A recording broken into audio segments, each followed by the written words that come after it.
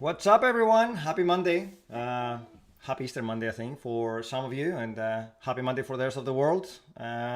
We're back. We're back for the last installment of our workshop, which is a bittersweet feeling, considering that you've been with me for the last four ones. And I appreciate everybody for joining. And I appreciate Rebecca for organizing this as well. Hi, Rebecca. How are you? Thanks. Hey, I'm good. Just kind of getting back into the swing of things, Mondays. Mm-hmm. You have a good weekend? But yeah.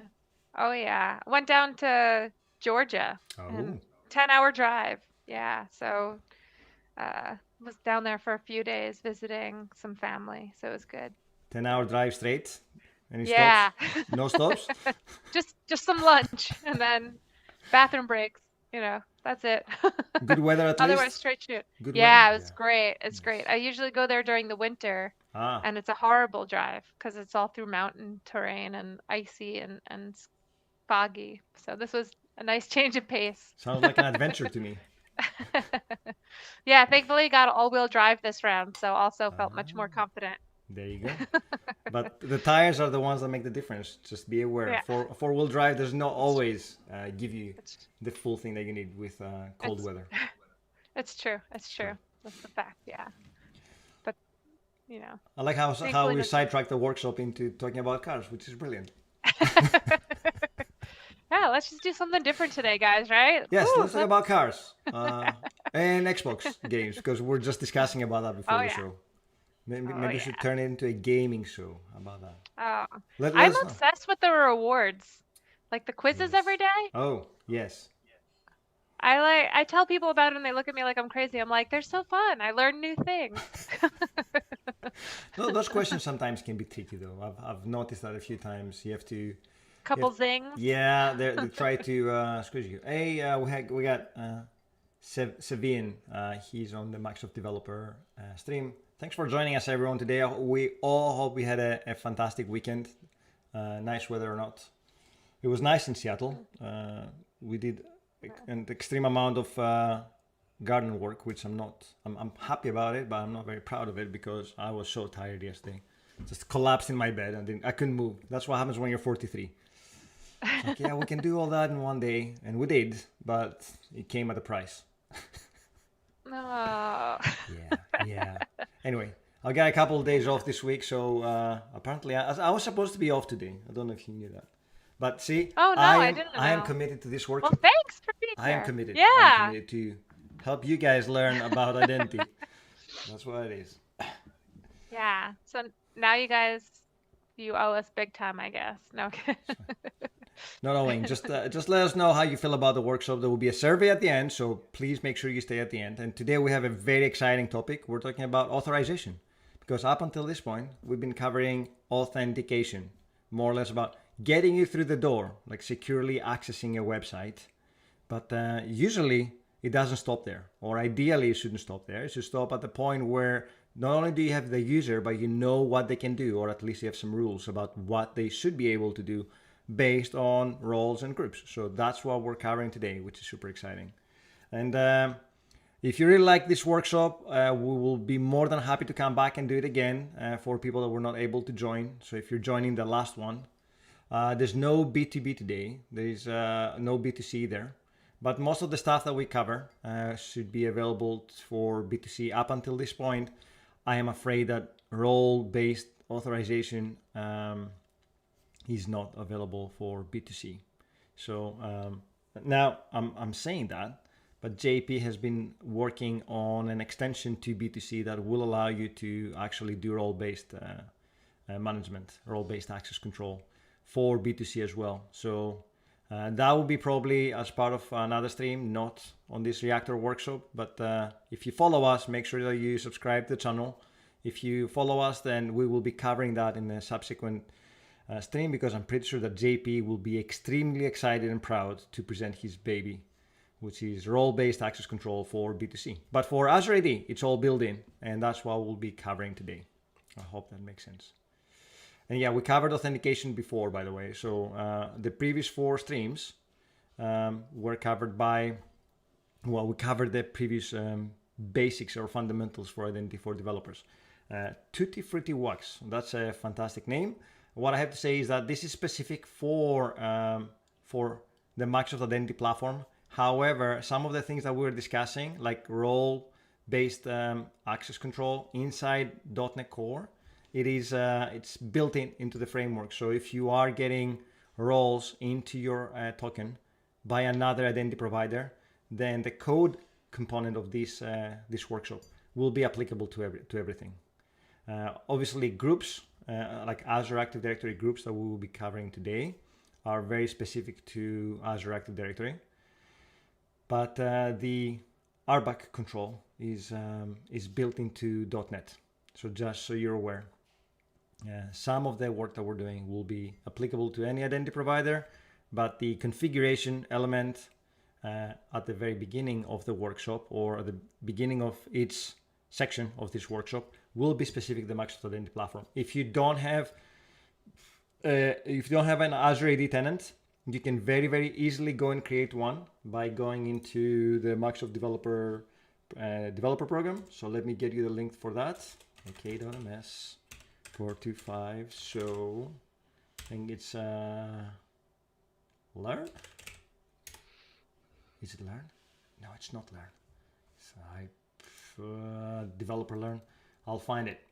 In fact, I'll give you the raw link, so without an AK.ms. So Microsoft Developer Program. You can spin up an Azure AD tenant very, very quickly, so you don't have to pay for anything. It's free.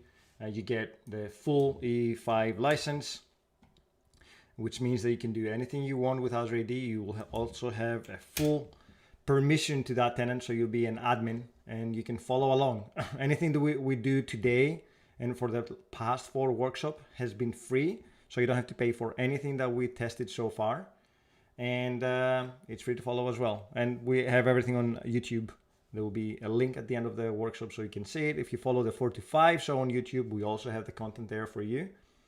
And we also have a fantastic Discord community. So if you follow along today and then you have some questions, or if you decide to go back into one of our previous workshops that we covered before and you have questions, then you can reach out to our Discord channel, which I'm going to put in the chat as well in a second. So is the RBAC for ASP.NET Core the same as the RBAC I see in the portal.azure.com in my Azure AD tenant? So any roles that we create in Azure AD can be propagated into the ASP.NET Core. Yes. If that's the question and I answer that, then yes. If not, please let me know and I will clarify. But if you define roles inside your Azure AD tenant, then you should be able to propagate these roles and pass them down to your token, so your ASP.NET Core can actually look into these roles and provide access accordingly. But you have to code around it. They're not automatically available to you. So I passed the Discord information. Feel free to join us. Again, that's another free community that you can ask questions.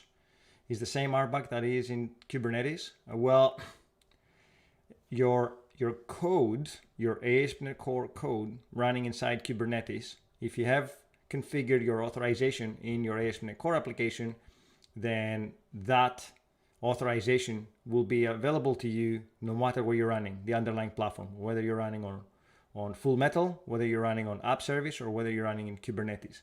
Now, I do also think that Kubernetes has its own RBAC, but I'm not a Kubernetes expert, so please correct me there. Also, the Azure RBAC configuration settings, what can you do with Azure resources is not the same as the Azure AD RBAC that we're talking today. So not to be confused. If you are a contributor to your Azure portal, it's not the same as having roles inside your application. Yeah, we're misusing or reusing the term RBAC. So yeah, when we talk about RBAC in Azure, it's different to the RBAC in Azure AD. So just a clarification. Yeah, I hope that helps. No problem. Okay. Rebecca, do you have anything else before we kick off the workshop? No, I'm good. No, I'll see you later. Okay.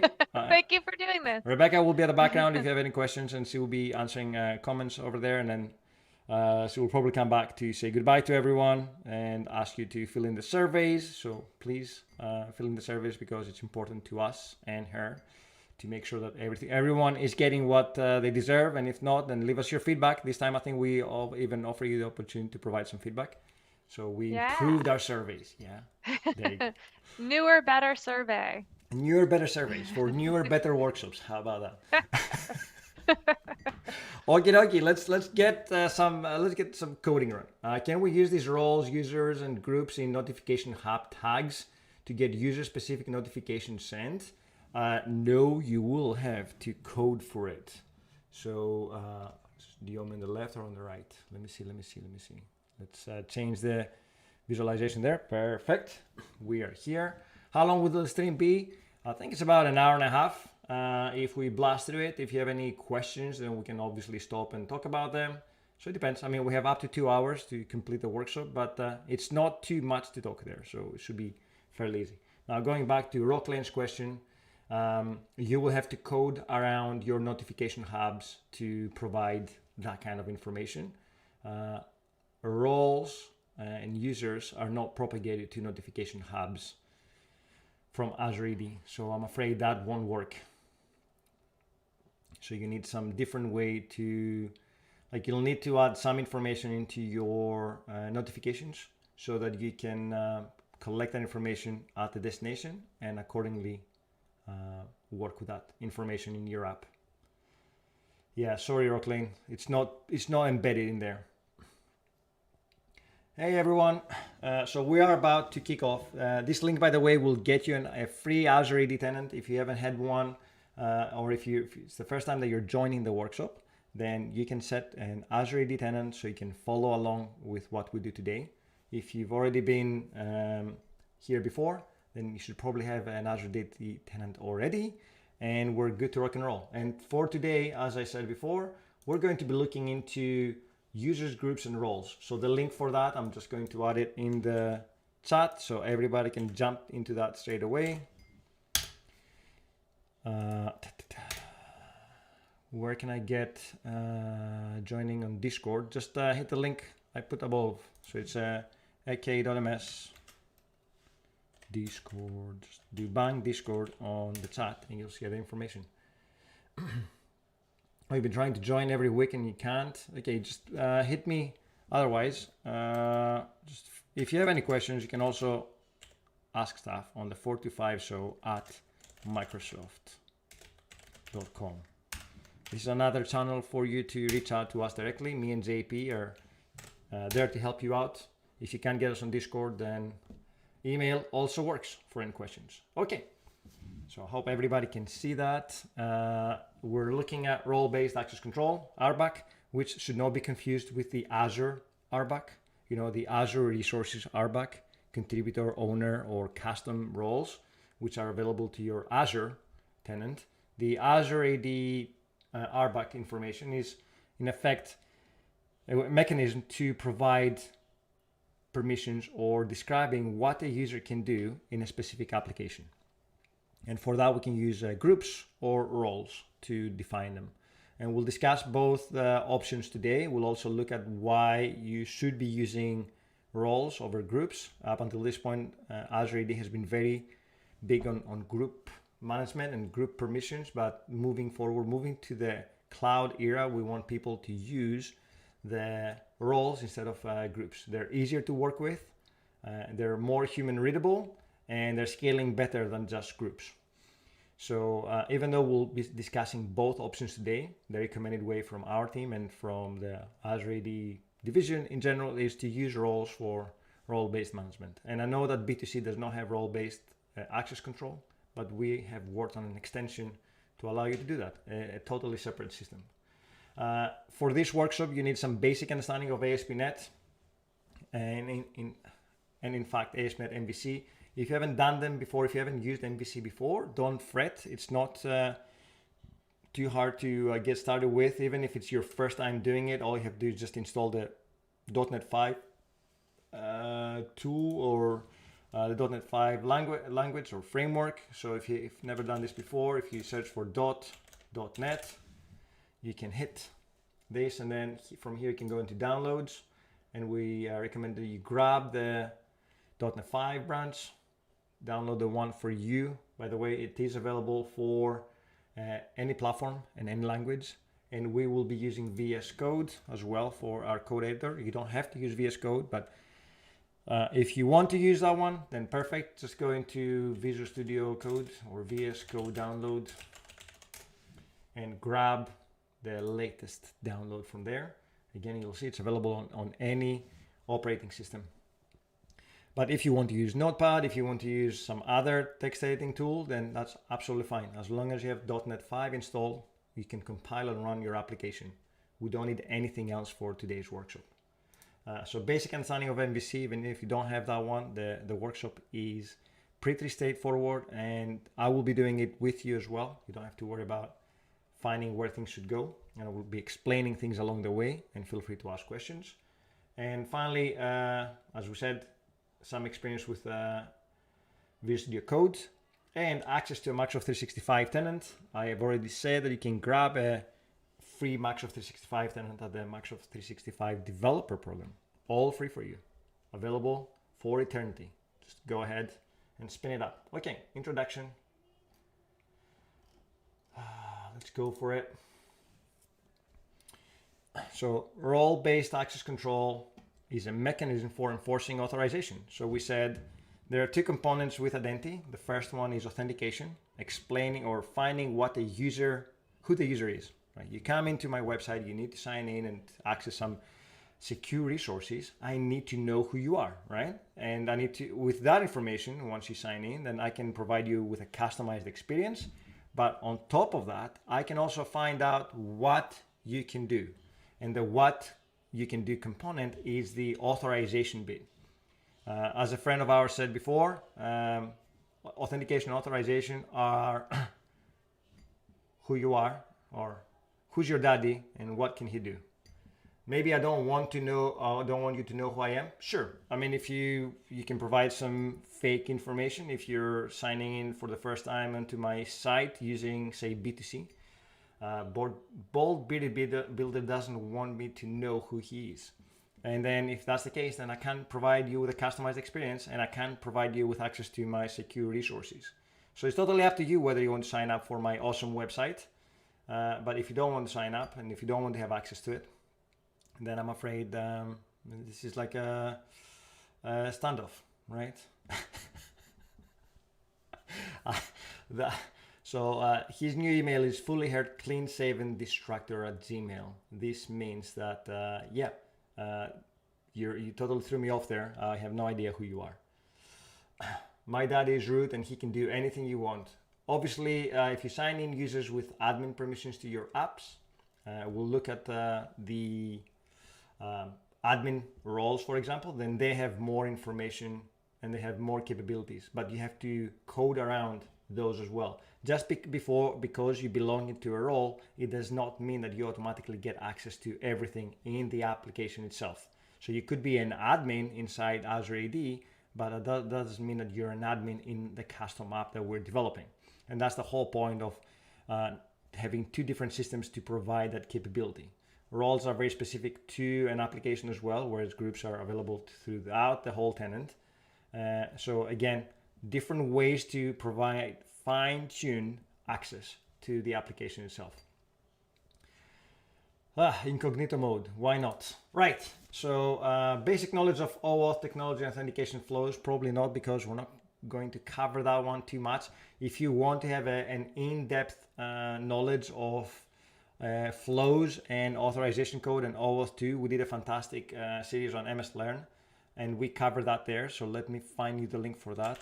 So if I head out to our YouTube channel for the 45 show and I go into my videos, we have a whole playlist of covering the fundamentals of OAuth and OpenID Connect.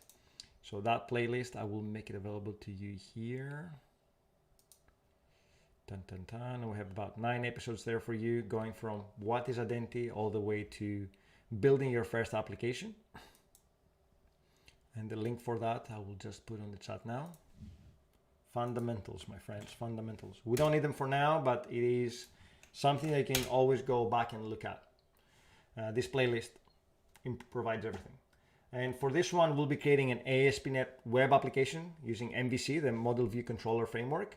And then we will use security groups to add them to the token. We'll add security groups into our token, and then we will use it within the application to provide some fine-tuned access to our solution. And we'll do all that with a developer tenant, so you don't have to worry about existing groups and what have you. We'll create everything from scratch. So let's get started.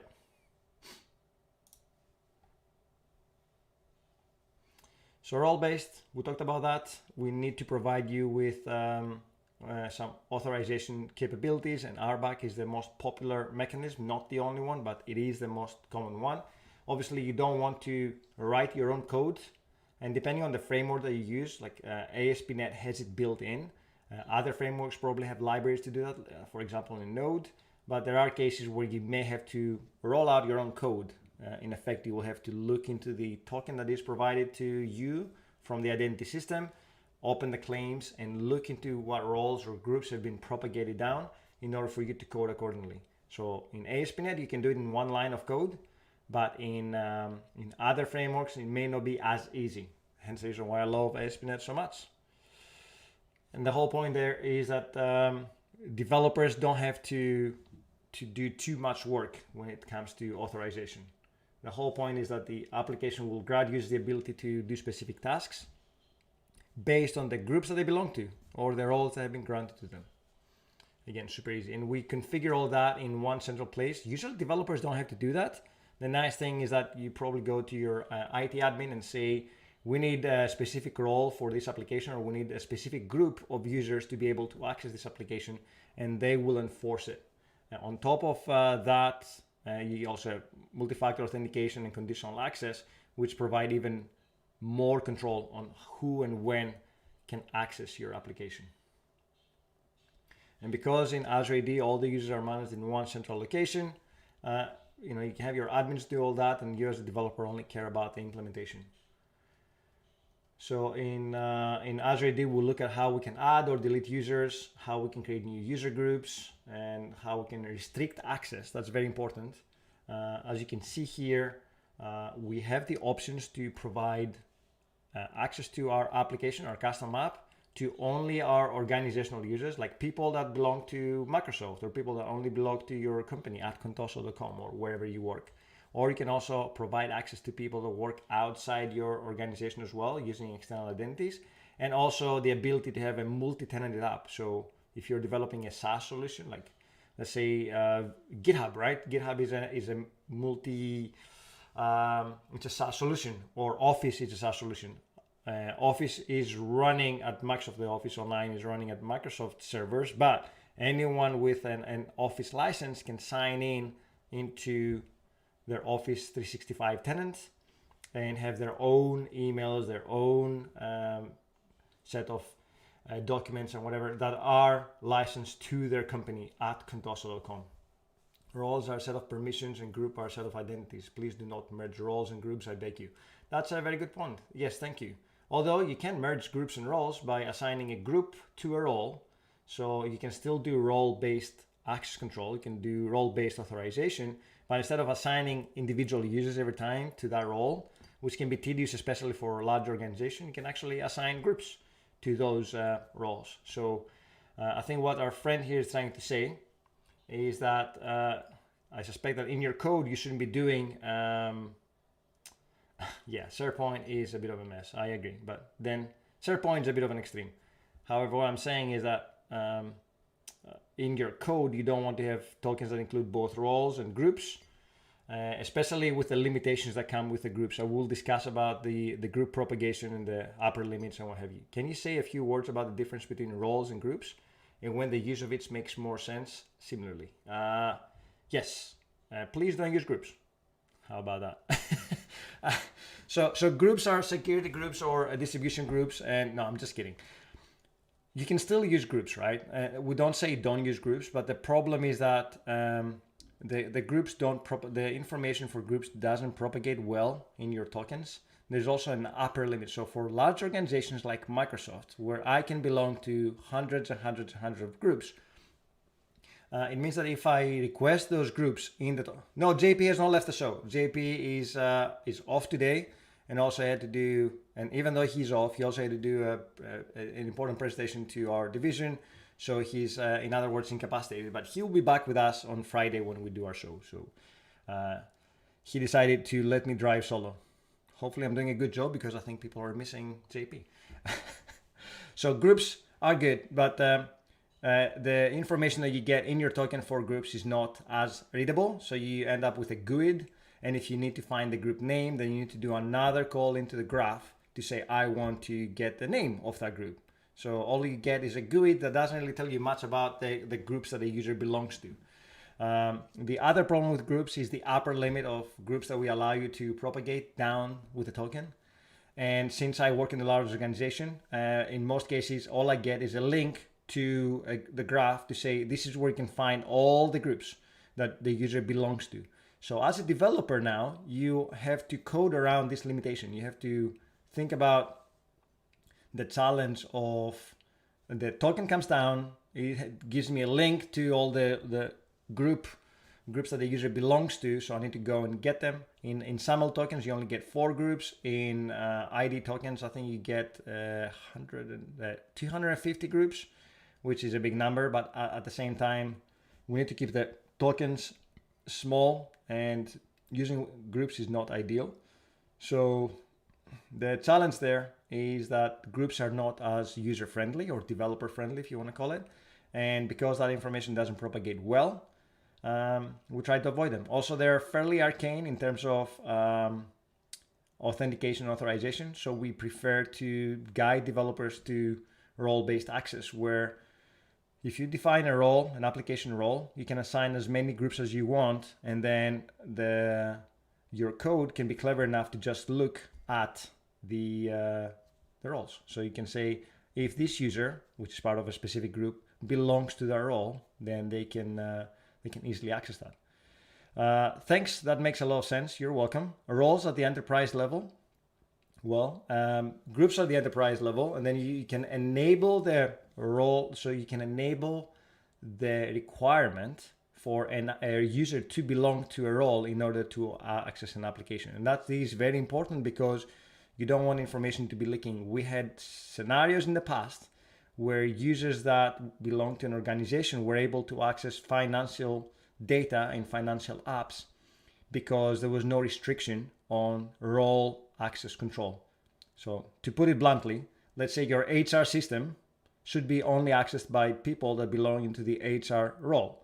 But if you don't enforce that restriction at the application level to say only people with this role or only people assigned to the role can access the solution, it means that I could go and find that in our internal intranet app and then try to sign in. And because there's no restriction, I can see everybody's HR data, right? Which is crazy. So there is a way to enforce it at the enterprise level, but the app roles are defined at the app registration level. And we will go through that experience as well. Yes, but I agree with our friend on the Microsoft developer that you should not be mixing groups and roles. Yes, roles define what the users can do, not who the user is. That is correct. Are roles available for B2C apps? They're not, Hector, but the good news is that JP, crud, yeah. So roles are not available for B2C, but we are building an extension, and JP is extremely proud. If you go to our Discord channel, you'll see that we actually have a custom solution for role-based access in B2C, including an admin UI to manage and assign roles, and then code to propagate that information down to your tokens. So we're plugging the gap there. How about that? We're plugging the gap. And again, I love these questions. Thanks very much for everyone for asking these. I know that authorization is a very sensitive subject.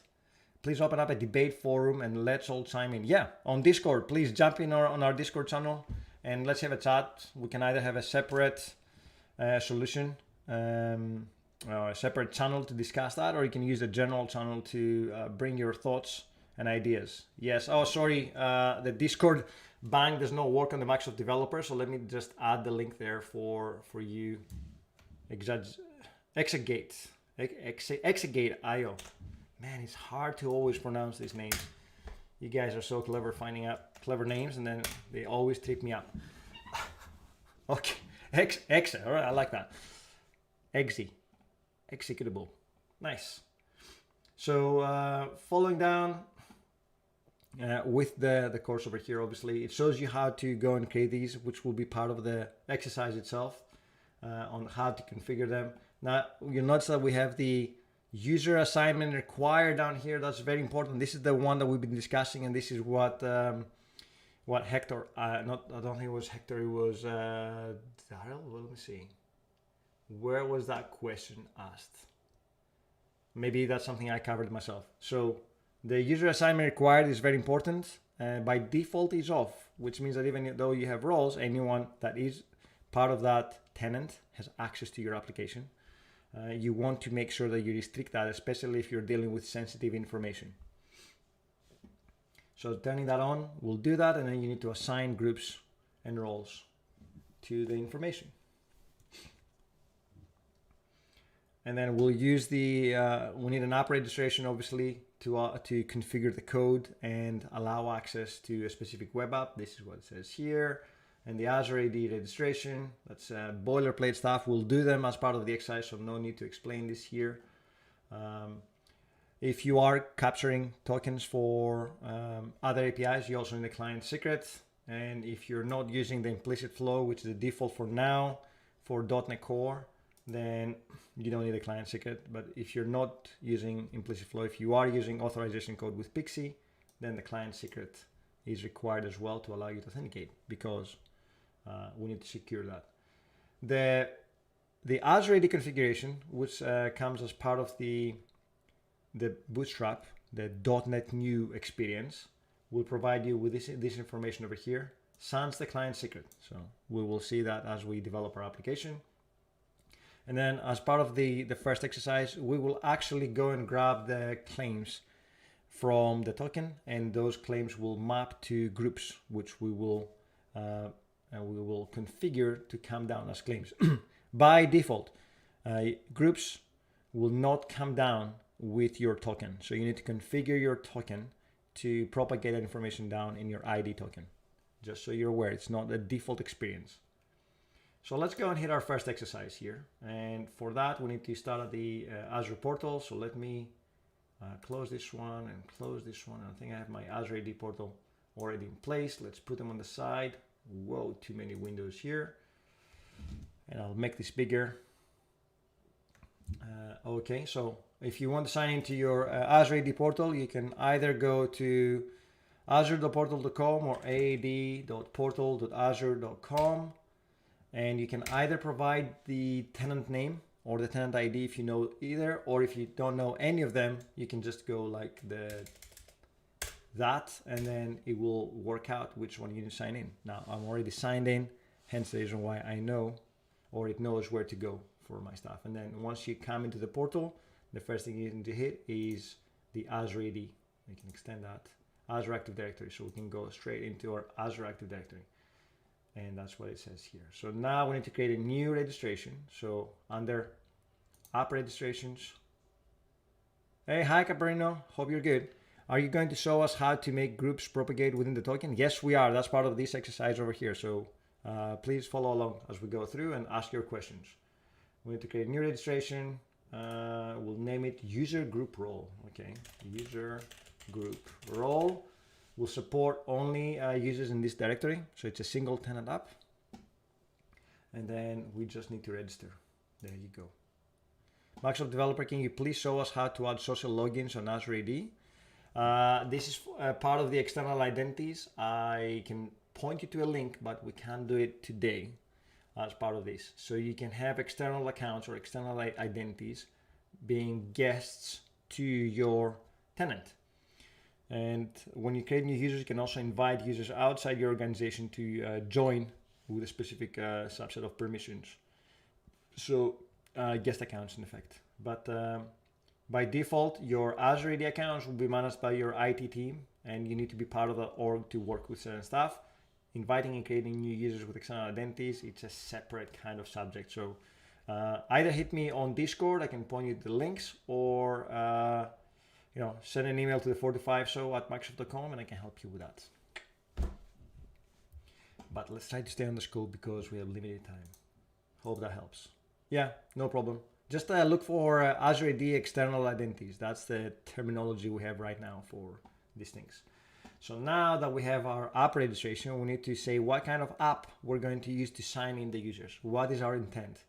And because we're using ASP.NET, we are going to add a web platform. In effect, a server-side application that renders on a server, and it's a confidential client. Yeah, that guest term helped guide me, no problem. Okay, so here we need to say what the redirect URI will be. This is where the authorization code will come back. And because we're using ASP.NET Core by default, and we're running on Kestrel, so we're not using IIS, the default port is 5001 for HTTPS, and 5000 if you're running on non-HTTPS, but please run HTTPS by default. It's free and it's available to you, especially for the developer tenant. And the sign out or the logout URL doesn't matter as much unless you want to do single sign out, so we can leave it there. Then we're going to hit the ID token. As I said, by default we're using the implicit grant, so right now it's not the most secure option, but we are working on defaulting to the authorization code with PKC, the proof key for code exchange, which means that you don't have to compromise your security. But for now, let's follow the example here. If you want information on how to configure your ASP.NET Core apps or ASP.NET 5 apps with authorization code, ping me. It's one line of code that you need to configure. So with that, let's press configure. And then that's all we need from an authentication perspective, right? Now, next we need to create some code. So if we switch back to our terminal up here, let's create a new web app. So remember we talked about MVC, so we're using MVC, not the Azure pages. So .NET new. Is that big enough? Can everybody see it, or should I make it bigger?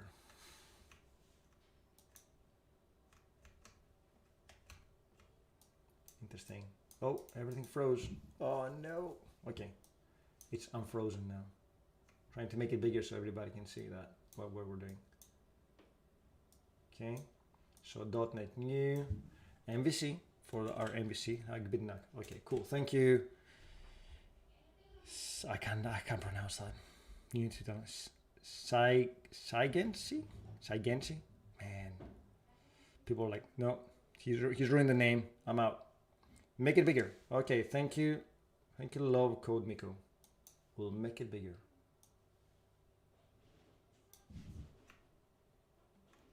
Is that big enough? I hope it is. And then we'll do dash authentication or auth single org. And then we'll say O for output sig. Okay, thanks, buddy. Then we say O for output, or you can use N for name. They both have the same effect. The output will be which folder do you want your code to end up with, and we'll use the user group role name. So that will be the directory where our code will end up. So this is creating our bootstrapped ASP.NET MVC application. And now make sure you change directory to that. So cd user group role, and then I can say code dot. Notice down here it says in the console you need to run the .NET add package, but when this workshop was written, the template did not include those packages. So I will show you how they are already there, and you don't need to run these two commands. So with code dot, it will open the VS Code for us, VS Code ID for us. So if I pin this to the side and hide certain things, you should be able to see it better. So now what we're looking at is the workshop down here. And then yes, make sure you restore the settings and configure Visual Studio Code to run your application. If we look into the project, the CS project file, you will notice that Microsoft Identity and Microsoft Identity, Web and Web.UI are there for us. You don't need to install them separately. App settings. Let's go to the app settings. That's the next step. And we need to configure our app settings. Remember how I said this information will be available to you to configure. Login, that can stay the same. We don't change that.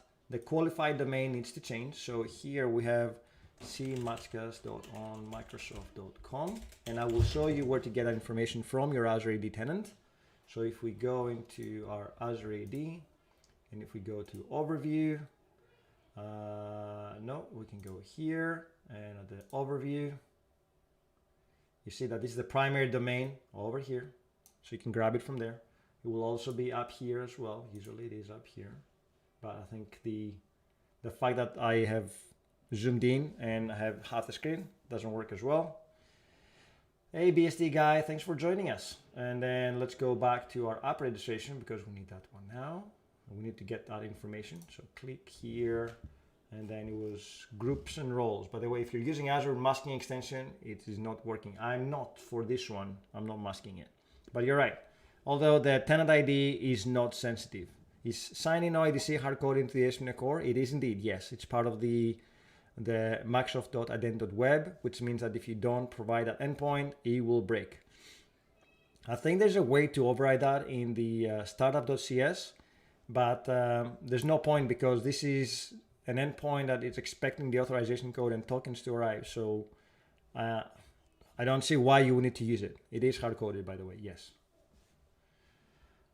So it was, you know what, the easiest way to find it now is by filtering. So we can say when was the last day that we worked. So there you are. Now we need to go and grab the information. Application ID, back to our VS Code. We need the application ID here. Oh, sorry, client ID, application ID is the same. So there, and then the tenant ID, I don't know it by heart. If it was JP, he will probably know his tenant ID by heart. Don't know how this guy does it, but he's that good. So our tenant ID here. And hey, code Z12, thanks for joining us. So make sure you save. Visual Studio Code does not save by default, so that's important. And we need to update the user experience. So now it says locate and open the view home index.cshtml. So in the views home index.cshtml, and add the following code at the end of the line. Okay, let's copy that from here, easy to copy, and we'll paste it below here. Let's see what the code does. So the first thing that it's trying to do is look at the user identity. So if you are authenticated already, brilliant. Let me show you something in the UI. So it expects the user to be authenticated, otherwise it will not render anything to the endpoint, to the client side code. And in here we have a table, and then we'll loop through the claims that come into the ID token, and we will dump them into the page. Nothing too complicated other than this is the key here, line 10 is the one that does the hard work. Okay, so now we just need to run the application. If it's the very first time that you ever run a .NET Core application, then you need to run the first bit, which is .NET Dev Search HTTPS and Trust. This will create a developer HTTPS SSL certificate for your HTTPS endpoint, so you don't have to create one by hand, and you don't have to use OpenSSL. It will do it for you, and it will allow you to run at the HTTPS endpoint at port 5001. But if it's not the first time you run it, just run .NET build just to make sure that the code is working. Make sure you save up there, and then let's click on this one, the giant. Let's clear the screen here, and let's say .NET build to build the code. By the way, you don't have to run .NET build, because .NET run, when you run it from your command line, it will do both build and a run. Now, nice here, we don't have any errors, so we can actually run it. I think that's the next command that we have to do. Yeah, .NET run. Let's do this. As our BSD guy friend says, let's do this. .NET run. Building and running. So it's listening at port 5001. Let's grab that port. Let's put it up here in our browser window. So many browser windows now. And let's see what we see. the first thing that will try to prompt us to do is to authenticate. And I will come back to the code for that. We've seen this code before, by the way, so it shouldn't be something new to you. Oh no, I've signed in with the wrong account. Obviously, I was trying to sign in outside my tenant. Okay, so now it says permission required. It's the first time we're accessing this app, and it asks me to consent. And we talked about consent before. So I will accept this, and then it should prompt me to this home page. It will take me to the home page. And remember how we added code and said, if I am authenticated, which I have to be to access the app anyway, then show me the claims of my token. You see that we don't have too much information here. The ID token by default brings limited information down. So next task will be to configure this. Okay. So now with that, we have our basic app running. This will be the base for the rest of the workshop. We're not going to be doing any new .NET news. We will be building on top of that. So let's go and test our knowledge and see how well we understand what we talked about so far. Let me make this big. Test your knowledge and take the test with me. I want to see what you guys think here. So how can you restrict your app to only allow specific users to sign in and use it with Microsoft Identity? Enable the user assignment required setting on the app in the Azure AD Admin Center and assign a specific user or users to the app. Disable the allow all users to sign in setting on the app in the Azure AD Admin Center and assign specific users to the app. Remove the everyone group from the list of users allowed to sign in to the Azure AD app and assign specific users to the app. Couple of seconds for you to decide. I'll go with mine, you go with yours. And what elements are required to create, configure, or collect when registering an app in the Azure AD tenant for use with an ASP.NET Core web app? In effect, what did we have to do inside the Azure AD portal to create a new app registration for ASP.NET Core app? And here it says tenant ID, application secret, and the redirect URI. Application ID, application secret, and the redirect URI, or application ID, tenant ID, and the application secret. Let me know what you think, and I will tell you what I think. And let's do this. Dun, dun, dun. Check your answers. Easy peasy. And you might say, well, we didn't configure a secret. And you're right. We didn't configure a secret because we're using implicit flow and we're not calling another API. But technically, there should be one because we should be using authorization code just to confuse matters more. Hey, Brown ED, what's up? All good. Can you please provide the link to this learning resource? Absolutely, my friend. Yes, I apologize for not sending it before. So we are, this is the one. So copy link, and I will provide it here. And I will provide it on the other window as well, in case you haven't been following along. Okay, so now we're talking about security groups, right? We talked about security groups and securing our apps with Microsoft Identity. We've done the first part, securing our apps, and now we need to configure our groups. So up until this point, to configure groups, and even now, to configure the groups, you actually have to mess with the, unfortunately, with the actual manifest of the application, and I will show you how to do that. But there's no UI to configure your groups.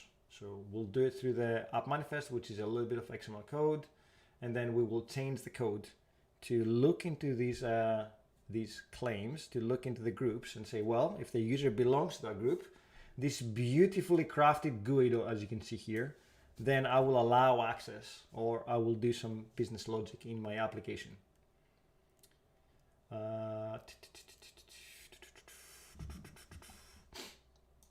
So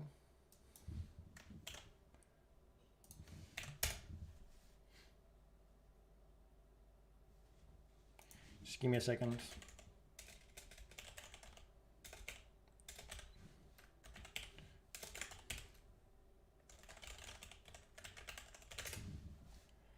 Okie dokie. And remember how we said that groups are not as easy to work with? Well, that's one of the points that proves what I said. Working with GUIDs is not as easy. There is a way to propagate the names for certain groups, but again, it's not recommended to use groups in any way. So I would rather you use roles and avoid the workarounds rather than trying to use groups and have this experience over here. But regardless, if you are restricted to groups only and your IT team does not support roles yet, then this is the way to add the authorization based on groups inside ASP.NET. And as you can see, it's a one-liner. This is fantastic. Even though groups are not perfect, and you have to map that GUI to something that means something to you as a developer. I don't know, a giant spreadsheet with all that information. The one-liner makes your life so much easier. You just say here, this endpoint needs to be secured based on a group that has this GUID. And as long as a user is part of that group, then they will be able to access that endpoint. Or you'll be able to render something in the UI based on the fact that the user belongs to that group. Something very important over here. Now, in the past, I've done this and it was awful. You don't want to render anything in this solution. You don't want to render anything in your UI, not so render something that should be protected by certain conditions. In this instance, we're saying the user needs to belong to a specific group in order for them to be able to see that UI.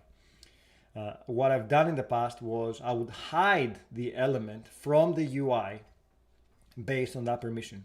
Hiding means that somebody can actually open the source of your page and see that endpoint. So even though they're not an admin, they could still be able to access the admin portal just by working out that. So there are layers of security that you need to implement here. First of all, do not render links or accesses or links that access sensitive information to your site based on user permissions. Don't render that. So you say if they're not an admin, they should not be able to even see the admin links anywhere in the code. And then secondly, or thirdly, because there will be layers, as we said, if somebody tries to access that admin endpoint, you still need to check that they have the right permissions to do that. They're in the right roles. Yes, obscurity is not security. You're absolutely right. Learning from my mistakes it's a great way for you to not do them. So do not render anything on the web UI. And just because you're not rendering, it doesn't mean that somebody won't try to do /admin to go to a specific part of your website. There are bots out there that will try to find these well-known endpoints on any website in hope that there's weak security or no security to try to take access to sensitive information or get access to sensitive information. So this is one of the many ways or many things that you need to do in your application to protect access to sensitive information. Okay, summary. So we talked about groups and how they should be implemented on Azure AD and our tenants. So let's go. Next exercise, utilizing groups. So we need to update the application registration to use groups, but we don't have any groups. I don't think I have any groups, by the way, on my test tenant. I don't think that the test tenants come with groups. So maybe we need to create a test group to configure something there, right? So let me see, does it, no, I don't think it provides any groups here. So we need to go and create a group. So please sign into your test tenant like I will do now. And then let's go into, let's go to the root of our AD tenant, and then let's go into our groups. Yeah, you see I don't have any decent groups. I've got the all company and I've got CMatica. So let's create a new group here. It should be a security group. What should we name it? So let's name it Reactor 5. This is a group for our workshop. Azure AD roles can be assigned to the groups. Yes, why not? Although we don't need to for this one. Assigned. No owners, no members. Let's select a couple of members here. I will add myself.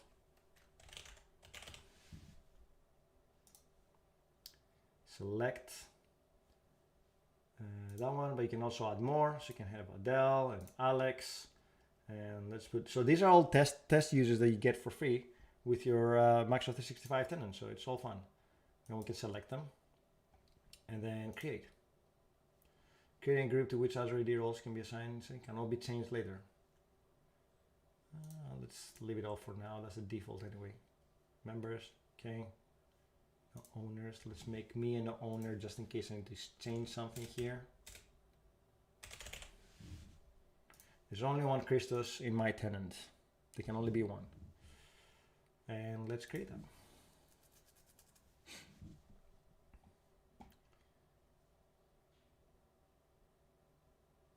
Oh, some members failed to be assigned to it. Why? Oh wow. I can take up to 30 seconds, okay. Let's give it some time. Can I wait? There you go. 3 users. Which one was unable to so members. Okay, I'm in. As long as I'm in, I'm good. Right. So now that we have the group, Reactor 5, remember that, right? Overview. That's the name, I think, Reactor 5. That's the object ID, which we'll need to use in a bit. In fact, let's copy that into Notepad because we'll need it anyway in a little bit for our code. But I think later in the workshop we'll ask us to do that. So here we need to update our application. So let's go back to, let's put it on the side. Let's come here to our tenant. Let's find the ones that we were just using for the first workshop. Again, I like to use the dates because that's the easiest way to get to my app. And now we need to open the manifest. So the manifest can be found down here. The manifest, by the way, it's a full JSON representation of our app registration. It also has some extra information that are not available in the UI, hence the reason why we have to do it here. So the first thing that we need to do is group claims, group membership claims, change it to security group. So that can be found on line 12. And we need to put quotes around it, just to make sure you have your quotes there. There's no IntelliSense, so please be aware that you have to keep everything clean. And if you make a mistake or a typo or you forget a comma or whatever, then it will break your manifest. In fact, I don't think it will save if you have a mistake. And then we need to update the app manifest with the optional claims. So I will copy just that. Or we might have to add it. Yeah, it should be false, so we need to add this information here. So just the ID token. And then optional claims, you'll see down here it says empty. We need to copy the whole thing. Okay, I will copy the whole thing just to be on the safe side. And then here, we will replace line 29 with what we got. And then you also need to make sure you add a comma at the end. Otherwise our XML, our JSON will be broken, XML. And indentation doesn't work, so let's fix that. Let's stay clean. I think that should be indented one more time. There. Good. Let's save again. And that, in effect, this one will now take any groups that I belong to and add them to the token. And we need to extend the application to the authorize tag. There's an authorize tag that goes into either at the controller level or the controller action level that allows us to configure security.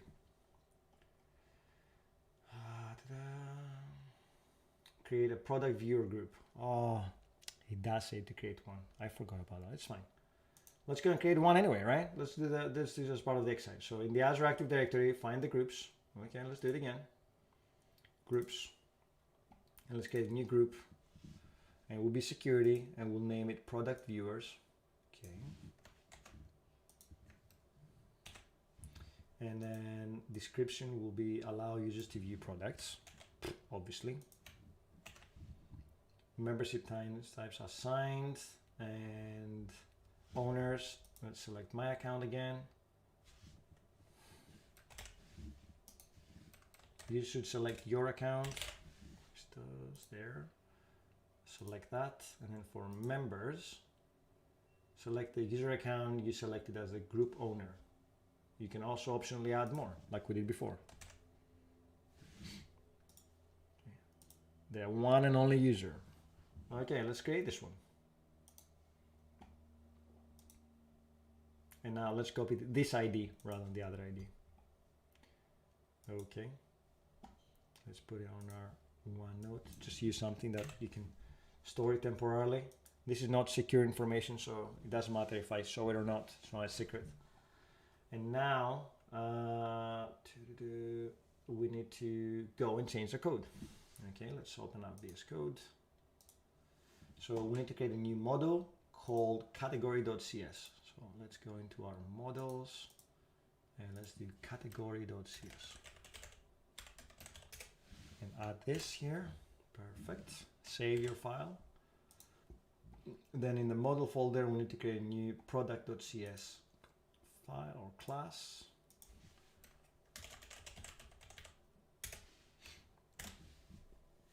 And let's save this one as well. And next we need to add a new NuGet package.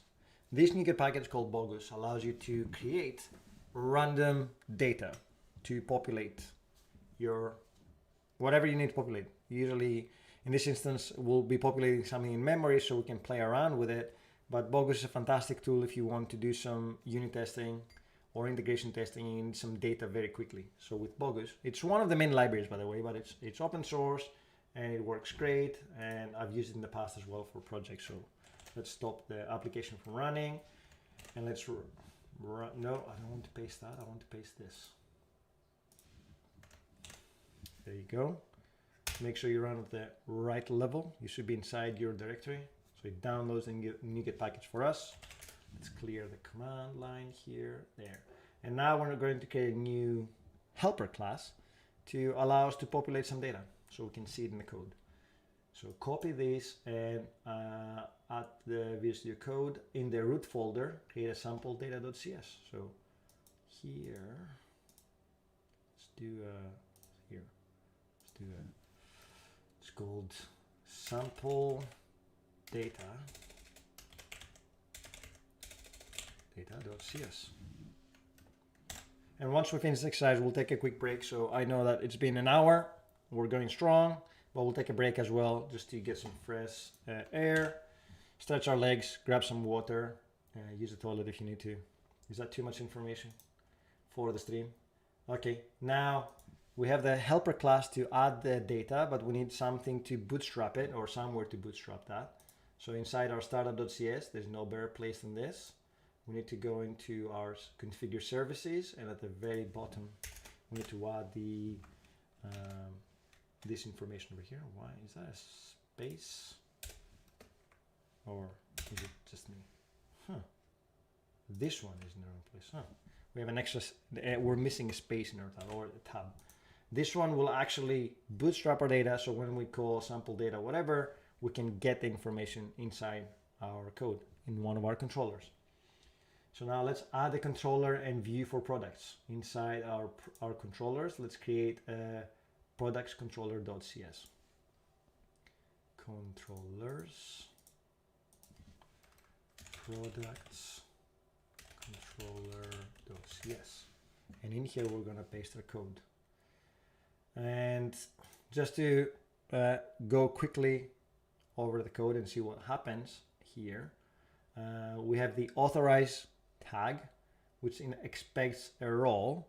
Now in this instance, the role needs to be our ID, the GUID that we copied before for our group, because we're still doing groups-based authorization. So let's paste the GUID here. And then in the product controller, we are injecting our data object, the sample data that we created before. And then in the index, we're just returning the raw data that we have in that sample data set. So let's save this one. I think we need to create a view as well to see all these beautiful things. Now replace this thing with the value copied from the group ID. Replace the group ID. And then in the products, in the folder called views, add a product. Add a new folder. Oh, we need a folder. Okay. Oh yeah, because under there will be an index.cshtml. So views, new folder. It's called products. And under there, we need to add an index.cshtml file. This will be our view, index.cshtml. And let's look at this file over here and see what it does. Let's save this one first. So here we're expecting the data to be passed in, and that'll be a model of products which we created before. And in here we'll create a table, and we will loop through the items in our model to display them. But you can't get this page unless you're authorized and unless you're part of the right group. And that group is the one that we defined via the GUID. Here. That's the magic line over here. I can't get to this point if I'm not part of that group. So with that information there, we need to also add a link to that page. So if we go into the shared layout, let's copy that. In the layout is where we actually define our navigation. So down here we have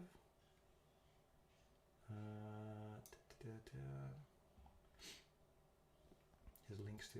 Let's close that. Let's see where the home and so this is for index home privacy. Right below here in the li, we will add that.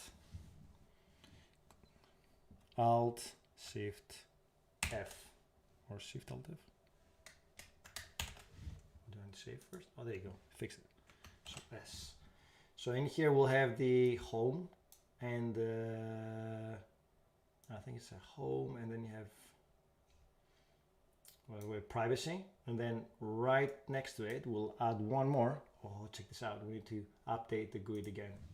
So let's grab this, and we'll say if the user is part of the right group, then please display the products page, the products link.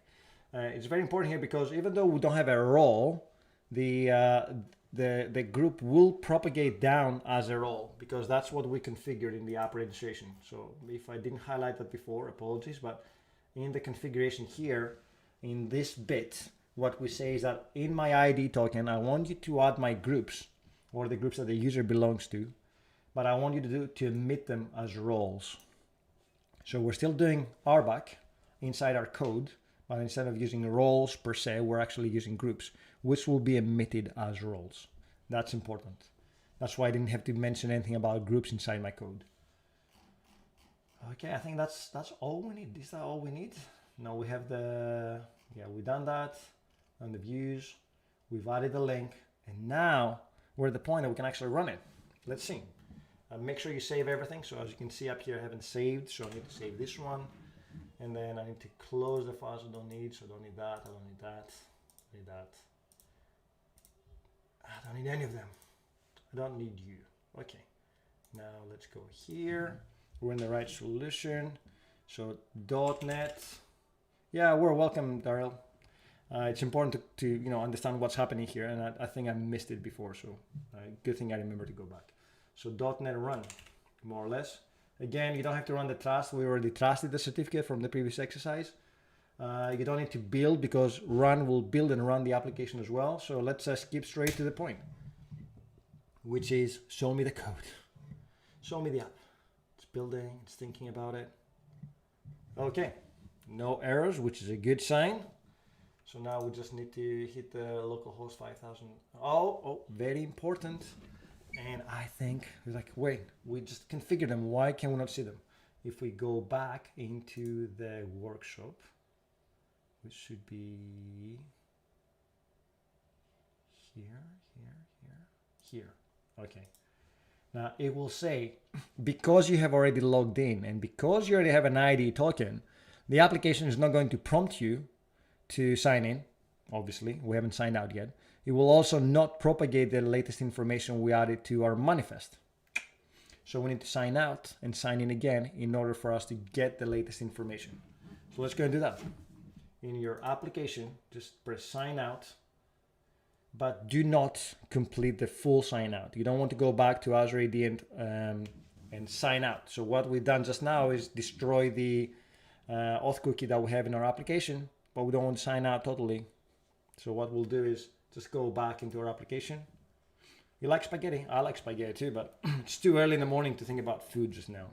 If it is time for you to have your dinner or lunch, feel free to bring your food over, and then we can do a lunch and learn or dinner and learn.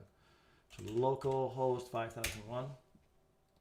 See, now it asks me to authenticate again, but I won't have to go to Azure AD. And check this out. We have the groups coming down. So you see how we have additional roles down here? These are new just because we configure the, hey, map my groups to my token as roles and pass them down the ID token. And now if I were to click on the products that we just created, I have access because I'm part of that group. Awesome. This is all working. Let's go and answer the questions, and then we'll take a very quick 3-minute break so everybody can get some fresh air and stretch their legs. So test your knowledge. How can users be added to a security group? Users can be manually added to the group by using Azure AD Admin Portal, Admin Center. Users can search and apply to join groups, and these groups owners will have to review and approve or reject the claim to join the group. Users can also search and join groups automatically if the groups are configured correctly, which is something that we do a lot at Microsoft because we have so many groups, or all of the above. So let me know what you think. And then to support security groups in a custom ASP.NET app that uses MSAL and the OpenID Connect middleware, you must do one of the following things. Set the OpenID Connect middleware to role claim type property equals to group. Set the role claim type on the OpenID Connect middleware to security groups. And set the apps manifest property group membership claims to security groups and the OpenID Connect middleware role claim type property to groups. Now you'll notice that there is something here weird with regards to the ASP.NET middleware. We didn't have to configure anything in the middleware for things to work out of the box. So these questions are slightly behind the current times, which means that the most appropriate answer here will be the third one, even though we didn't have to configure anything in our ASP.NET application. So if you're scratching your head about that, then just be aware that things have moved on since the time that we did a workshop. In the past, when we didn't have Microsoft Identity.web, you did have to configure certain things yourselves for them to work accordingly. So just let you know. Let's check our answers. Boom, it's working. This is awesome. So we have one more exercise to do about roles, and that will be the second part. So for now, I would say let's take a 4-minute break. So 11:17 my time, or whatever time plus 4 minutes your end. I will see you back here for some more awesomeness, and we'll move to actually using proper roles this time. So stay back, and I'll see you in a bit.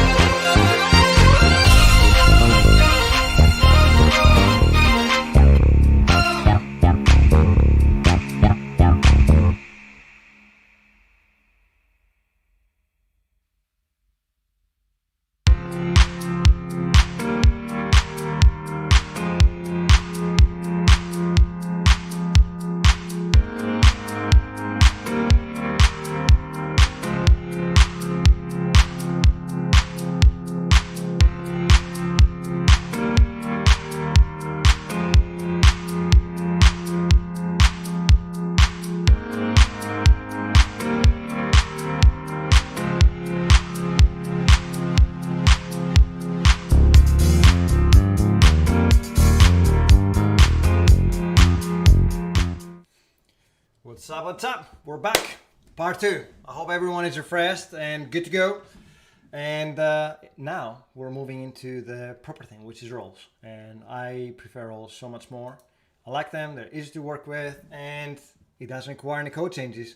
That's the best bit, whether you're using groups or roles, because we configure them to come down as claims, role claims, right? They will be the same, but roles are easier to work with, and we'll see that in action. So, as we said before, we can use, let me just maximize this one since it's the new one. There you go. Since yeah, you're absolutely right, BSD. We got this. We got 40 minutes to go and do our exercise. Now, there's not much to say about roles. This is the more modern approach. You can assign both users and roles into the solution, and you can assign both users and groups to roles. And the nice thing about roles is that now we also provide you with a UI. You don't have to mess with the app manifest as you had to do in the past. And even though this exercise uses the app manifest to configure them, as you can see down here, which is not ideal and doesn't scale well and what have you, you can now actually do it in the UI. And in case you have a question, like how can I make it this more enterprisey? How can we configure these things in code? Anything that you see in the app manifest is also available to configure via the graph. So if you create a solution, you can create a script that can go and configure the app roles. You can update app roles, you can assign app roles, you can assign users to app roles. All that is available to do programmatically as well. You don't have to use the UI. Obviously, it's easier to follow if we do it through the UI, and hence the reason why this workshop does not include advanced scripts with a graph. But if you're looking to take it further and say you want to create 10 apps with certain permissions, then this is the way to do it.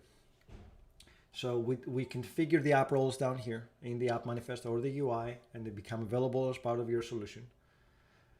And just a note here, you cannot have spaces in the display name, even though it is JSON, which is a bit weird, but it's probably an underlying restriction inside Azure AD and not part of the JSON rules, right? And then once you have your roles, the whole point of having roles is to assign users or groups to those roles. And we said, if you're heavily invested in groups right now, you don't have to scratch them and go from the beginning. You can actually take those groups and assign them to the roles, and therefore the same kind of propagation of permissions will happen through the roles, which is great. And there's a UI for assigning users the roles, which is fantastic. And then in our code, remember, we have to change the code here to use roles, and then we say which role we need to have, which is a lot more developer friendly or user friendly, because now I know I don't have to use into GUID and try to map it. I don't have restrictions in roles as well, so technically I can have 20 roles coming down, and then I can code accordingly to say, certain parts of my application should only be accessible by admins, whereas other parts can be accessible by viewers or people with less permissions. And this is what the code does here, more or less. And let's go and build it. Any questions about roles so far? I mean, it's pretty straightforward. There's nothing too much into it. We assign users to roles, and then the ID token will contain these roles, and then we use these roles to code our application around those roles. So we're going to update the app registration first and foremost. Let's put it on the side, and let's bring up our app registration here. Okay. Now we need to go back into our app registration and remove the groups from the app manifest. So app registrations, again, to find your app, you can search by name, or you can be lazy like me and search by date. And so I only have one for today. It's easy to get there. Laziness sometimes is efficient, isn't it? Okay. Manifest, let's go back here. Remember, we said that we want group membership claims to include security groups, but now we don't want to do that anymore. So we're going to say null for this one without the quotes. There, make sure the comma is still there. And then for the app roles, rather than configuring them there, let's do a save. And before we do that, the optional claim should also be null. Nobody picked that up. Hope you guys are with me, following along. And if you're not, if you're watching on this this on YouTube, make sure you join our Discord. Make sure you follow us on YouTube. Make sure you follow us on Twitch at the 4to5 Show. Our whole point is to help you get up to speed with identity, whether it's fundamentals, whether it's more advanced scenarios, whether it's end-to-end scenarios. We're here to help you. All about identity and any platform, any language. Although today we're focusing on .NET and just Microsoft Identity Platform. Right. So optional claims are null. Let me change this one to remove that because that will break everything. And then I will be scratching my head why things are not working. Make sure you don't have any squiggles in your app manifest. And now, rather than doing this, right, we could do this if you want to, but I prefer to show you the nicer way, which is app roles. So here, I have spaces and display names that I have created in the UI, and it didn't break anything. Interesting. I don't know if that's changed recently. I mean, we could try it and break it if you want to, but then again, you will have to check them into, yeah.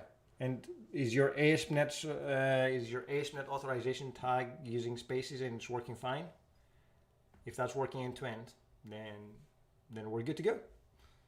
Right, so app roles, you can create new app roles here, right? So what does it say? It says allowed members, users, display name, product administrators. So let's do that. Let's say here, don't use spaces. It doesn't say don't use spaces. Interesting. Please remember IT admins do not give you this type of permission to register enterprise level applications. You're absolutely right. Yes. In most cases, you'll have to raise a request for somebody in your organization to go and create those roles and those groups and assign those users. And this should be managing both the onboarding and the removal of those permissions, which is very, very important, right?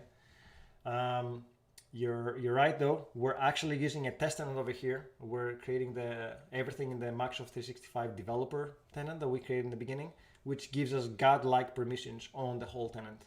But it is part of this exercise, and it's nice to know how these things are configured. But thank you for highlighting this. Product administrators, then we need to say we want users or groups to have access to that. Then the value will be the same as the display name. And then for the description, we will use administrator role for product catalog. The nice thing is that we don't have to figure out what the GUID should be, because if you're actually adding these manually to the manifest, that new GUID over there, you know, there's in the angle brackets, you have to come up with a new GUID. It's not hard. There are tools like PowerShell. I think right below it says you can use PowerShell to create a new GUID, but you still have to go and find it. Anyway, so we have that. We've done the first one, so let's apply. We want this to be enabled, and then we need another role. And then in this instance, we're going to do users, but this is for viewers only.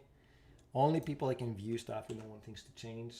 We don't want it to be able to change things. The value should be the same. The description is viewer only permissions down here. And then apply, and we're good to go. In case you're wondering, if we look at the manifest now, we're seeing exactly the same thing that we have in the code. We could have skipped the whole thing, but I know that it was a major requested thing to have a UI for managing app roles. So I want you to know that this is out of preview, it's GA, and it is available to you. If you still like to dabble with JSON, be my guest. You can use JSON as much as you want. Okay, let's move on. Assigning users to app roles. We need to jump into the enterprise solution. So in the enterprise app, that corresponds to this app registration. And this is, I know this is slightly confusing, but the app registration is your base class or your class, and then your enterprise apps are instances of that class. Now, in a single tenanted app, there's a one-to-one map. I have one app registration that has an enterprise app, but in a multi-tenanted app, if I create a SaaS solution, then my app registration I own, and then if somebody else goes and installs my application in their tenant, let's say I'm Office, right? If they install Office, they will have a service principal, an enterprise app that corresponds to mine, and this is where they would go to configure all their fine-tuned permissions and roles and what have you. So just to very high level of what an enterprise app is to an app registration. It's a one-to-one mapping or one-to-many mapping. And in this instance, single-tenant app is a one-to-one mapping. If you want to quickly jump into your enterprise app, you can come into the overview and jump into here, and you'll see that it loads the mapped enterprise app here. So over here, we just need to assign users and groups. So we can either do this or this. So let's go users and groups. Right now, there's only one. So we need to say add user or group, none selected. So let's say 1, 2, 3, select, and now we need to select a role. If there was only one role, you would only get a default option, so you can select. Now we have multiple roles. It says which one do you want to give them access to, and I will make all of us administrators, because anything else would be sad. I want admin rights to everything. Okay, so we've done that. That's now saved and configured. Now you notice that before I had default access, but now I also have product admin access. And now we need to go and update our code. So let's jump into VS Code here. And let's find the products controller. And then up here, you'll notice that instead of saying roles and then the GUID of the group, we are going to use the actual names of those roles.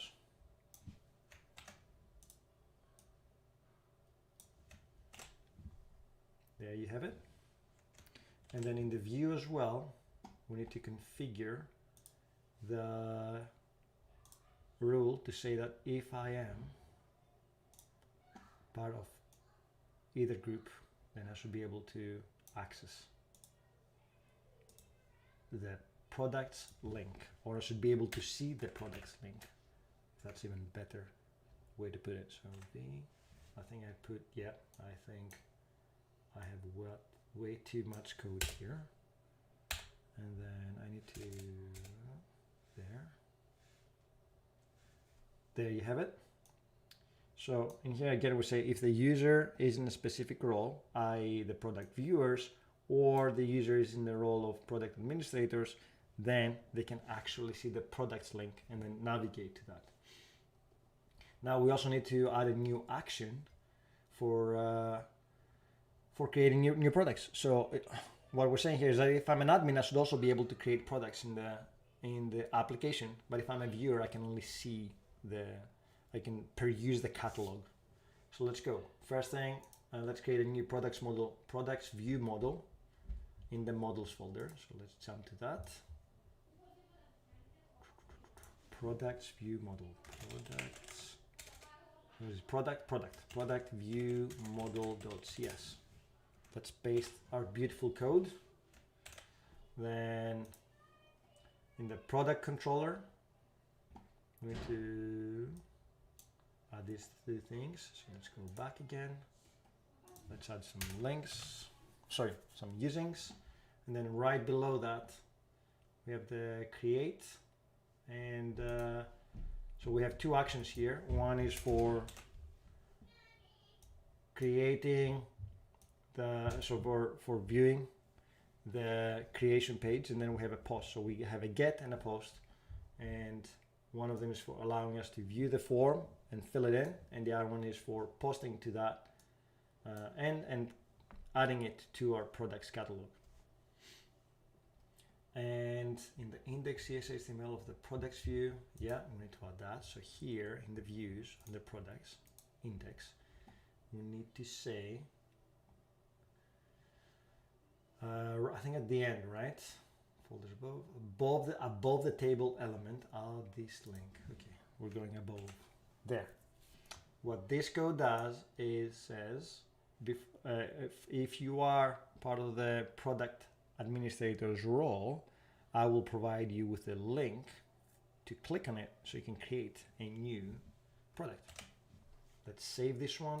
See, I haven't saved this one, and I haven't saved this one either. And then we'll be wondering why my code is broken, apart from the fact that I can't copy paste properly. Okay. And we have the the views products folder, we need to create CS HTML. That's the view that will allow us to actually go and add a new product. So let's go here under views in the products. We need to have a create one. So a new file, create.cshtml.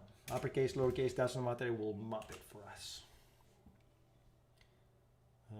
Okay, so quite a bit of code over here. In effect, it does some validation. It checks that you filled in all the necessary fields in the form, and then it has a save button down here, line 25, that will do the post onto our controller with the data that we selected or collected from the form. Okay. Is there anything else there? No, there isn't anything else. In effect, if we've done everything right up until this point, we should be able to build and run the application without any issues. So let's see what happens. Dun, dun, dun. Let's stop this one. Let us .NET run.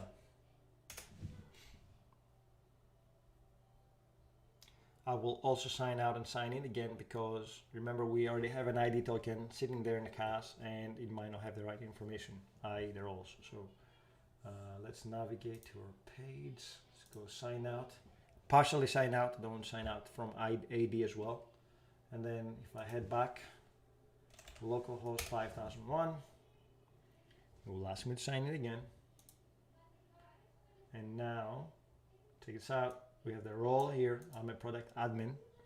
And now I can click on the products. It's working, which is exciting. And now I can click on the create new. And I can say reactor. What's that? Reactor mascot. Do we have a reactor mascot, Rebecca? If not, we should get one. Reactor mascot.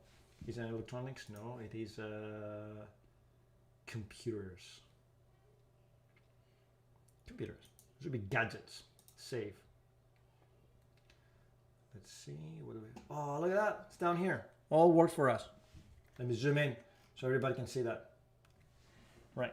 So there you go. That's the summary. Let's go back into our test and knowledge and wrap it up. And that actually takes us to the end of the certification as well. So you should receive a certificate saying, you did it. You did great. So let's see. Where is our page? Here, there, and there. Exercise. So we run it. We can see the claims. And the question now is, or the question it asks is, which of the following statements best describes RBAC, role-based access control? Is when users are assigned to roles instead of being directly assigned access or permissions in an app. Or request-based access control is when users request access to a group and the group owner approves the request. Surely by now everybody can answer that. Please let me know that you can answer this. But this is all about RBAC. Assigning requiring to be assigned to a role so you can access a specific application. And then the second one is to support application roles in custom ASP.NET app that uses MSAL and the OpenID Connect middleware. You must do which of the following? Enable the default claims mapping on the OpenID Connect middleware and set the role claim to roles. Disable the default claims mapping on the OpenID Connect middleware and set the role claims type to app roles.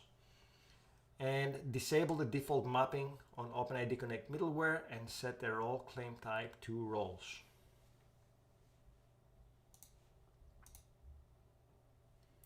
We did it. I hope you answered the same. And I hope that this whole thing made sense to you. Let's go into our summary.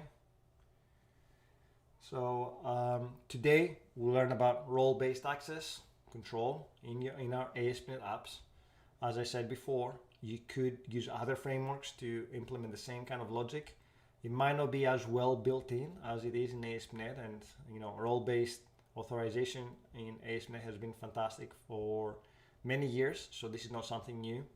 In fact, if you take all their code and bring it here, all you have to do is just change probably from groups to roles, configure your roles inside Azure AD, point your authentication framework to Azure AD, and off you go. So many, like very few changes to take an older ASP.NET app and modernize the authentication. In fact, I did a couple of streams with JP as well on how to modernize that. We have a couple of blog posts as well that explain how to take older ASP.NET apps and move them to modern authentication.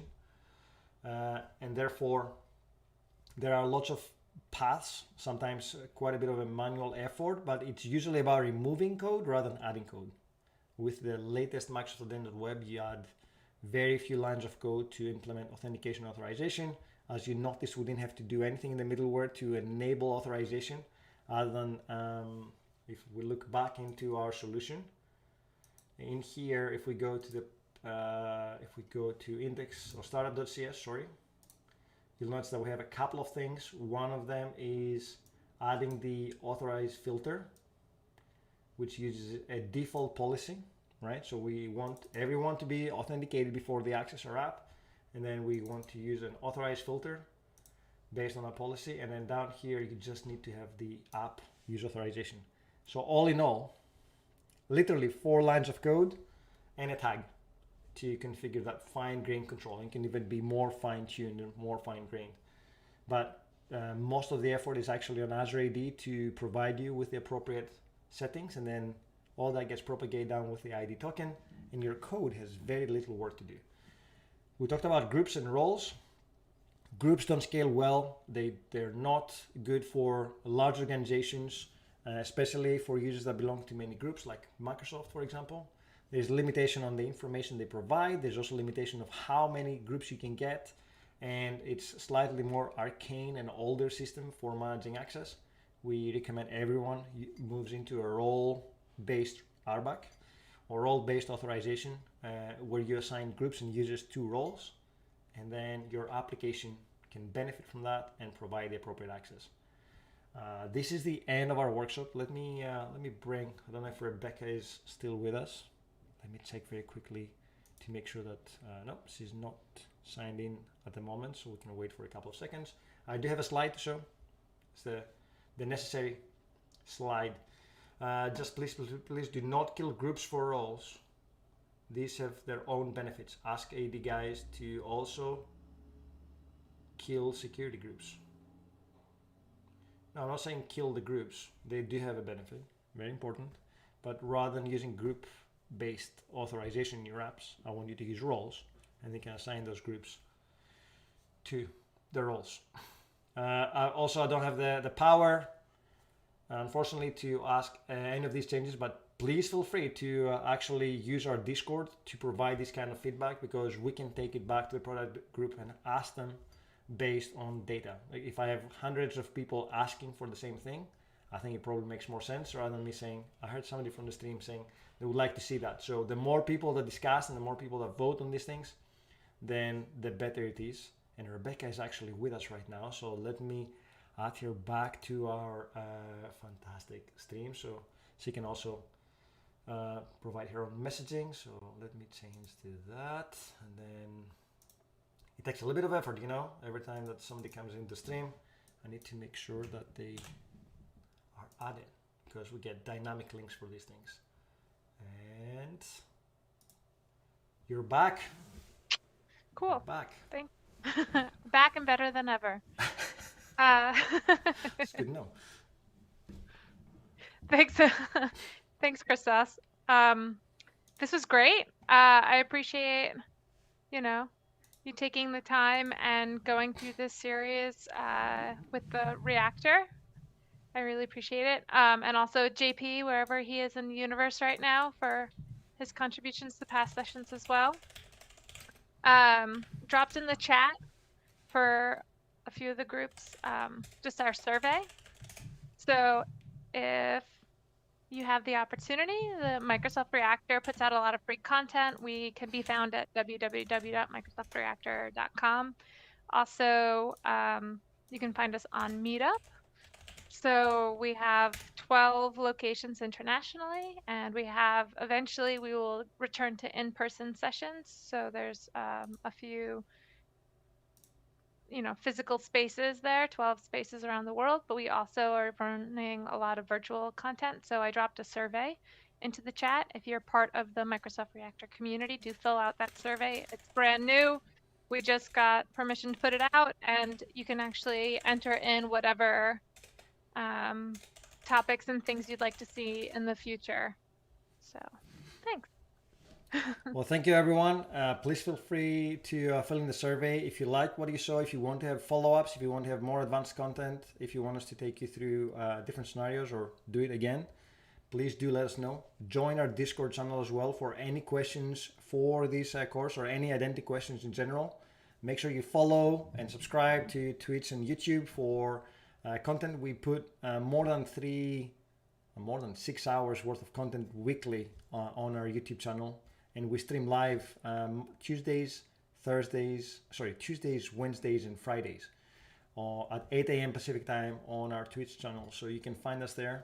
We're usually in the Microsoft Developer channel as well.